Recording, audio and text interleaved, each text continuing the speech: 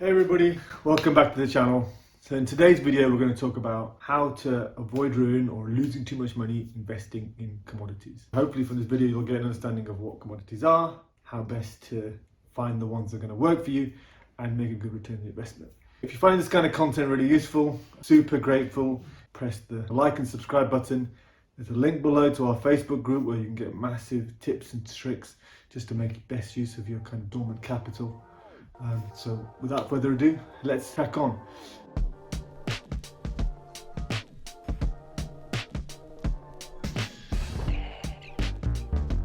First of all, what is a commodity? So commodities are typically things like gold, like silver, like oil, kind of real world things that you might want to invest in, right? And there's a number of ways you might be able to invest in them, which we'll talk about. Now, what's the first thing you should do? You should do a bit of research.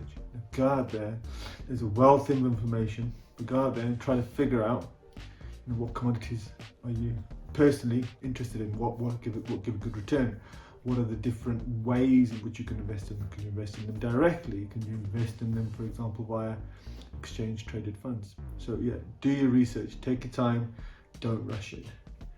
Second of all, once you've decided that you're going to go and buy something, diversify your portfolio. Gold is a great hedge against inflation. It's a great store of wealth. It's been used for millennia by human beings. There's not much being made of it. But should you put all your money into it? No, right? You don't want to put all your eggs in one basket. So consider other things. Consider stocks. Consider silver. Consider, oil. Third thing, and I would take this with a bit of caution, is just keep an eye on what's going on around the world. Now, it's especially in the modern age where the news cycle is relentless, where it's doom and gloom. You can be very easily spooked if you're kind of constantly looking at the 24-hour news cycles. At the time of recording, we've just had a massive crash of a bank in America, a Silicon Valley Bank. That's very easy to freak out and go, my God, I need to pull money out. And people who are in that bank were trying to do exactly that, effectively running the bank to save their money.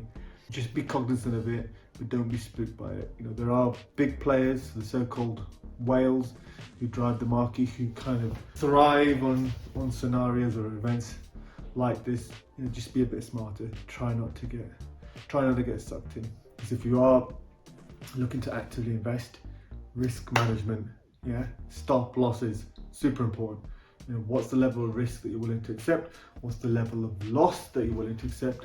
Set it and then forget it. And if you do stop out and lose some money, fine, you move on. Longer term you'll make money, but always have a plan, always be rational, not emotional, and agree a stop loss. And the fifth and final thing, and this probably applies not just to commodities but just across the piece, patience. In Arabic it's sabr. Take your time. This is a long-term game. If you look at the profits, the yields from the stock market over the last 30 or 40 years has generally been on the up. Another video about what's that mean in real terms against inflation or the deflationary effect on the actual money. But be patient. Invest, especially in some commodities that are physical. They're not going to disappear like gold. They will have long-term value. So hopefully those tips were really useful and got your head in the game around how to invest in commodities. If you're liking this kind of content, like and subscribe would be awesome. Please click the link below, join our Facebook group, and if you want to kind of shortcut it, there's a link to 15 minutes with me. No pressure, just a chat, and we'll see how we can help you. Thank you, bye.